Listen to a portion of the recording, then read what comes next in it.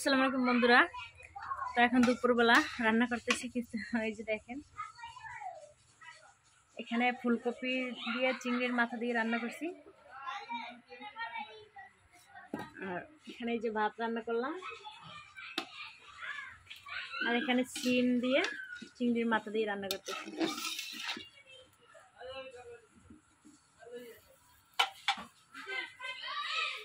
তো আমার একটা রান্নাঘর, এই যে দেখেন, এটা একটু গুছিয়ে নিছি একদম ঘরের সাথে।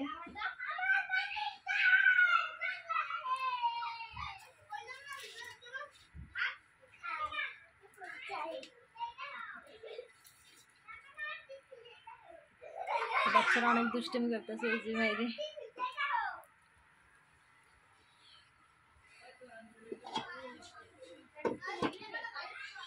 সবাই ভালো থাকবেন, আল্লাহ হাফেজ।